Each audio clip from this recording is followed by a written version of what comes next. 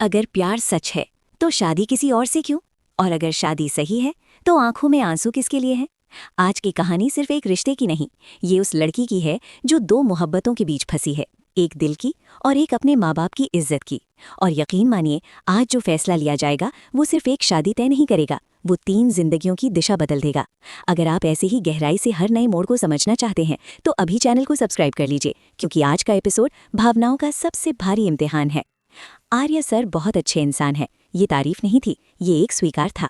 अनु जानती है, आर्या सिर्फ एक नाम नहीं, एक सहारा है, एक सच्चाई है, एक ऐसा रिश्ता जो उम्र से नहीं समझ से जुड़ा है। लेकिन दुनिया समझ से नहीं चलती। लोग कहेंगे गोपाल और पुष्पा ने पैसों को देखकर अपनी बेटी की शादी बड़ी उम्र के आदमी से कर दी। यहीं से शुरू होता है असली संघर्ष, समाज की नज़र, लोगों की जबान और माँ बाप की इज्जत। क्या प्यार इन सबसे बड़ा हो सकता है? अगर आपको भी लगता है कि ये सिर्फ एक लव स्टोरी नहीं बल्कि समाज बनाम भावना की लड़ाई है तो वीडियो को लाइक कीजिए और चैनल को सब्सक्राइब कीजिए, क्योंकि आगे कहानी और भी गहरी होने वाली है।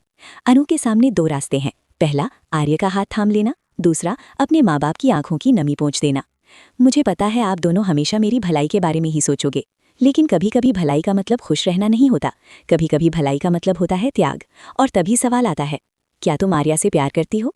ये सवाल सीधा दिल पर वार है और अनु बिना हिचकी कहती है, हाँ, आर्या सर से बहुत प्यार करती हूँ। उसकी आवाज़ कांपती है, लेकिन सच्चाई नहीं। तो फिर तुम किसी और से शादी क्यों कर रही हो?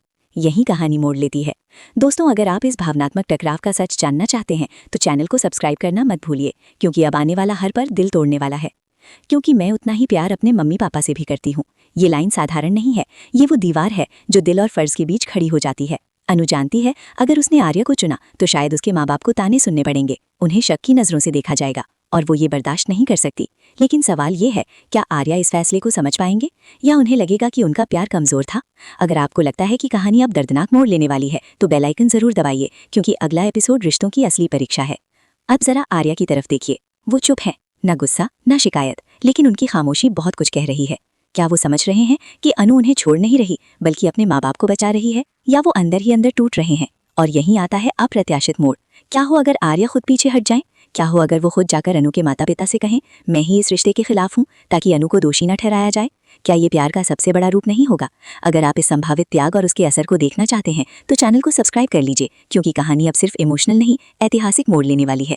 लेकिन रुकिए, क्या ये सच में अंत है या किसी तीसरे शख्स की एंट्री होने वाली है?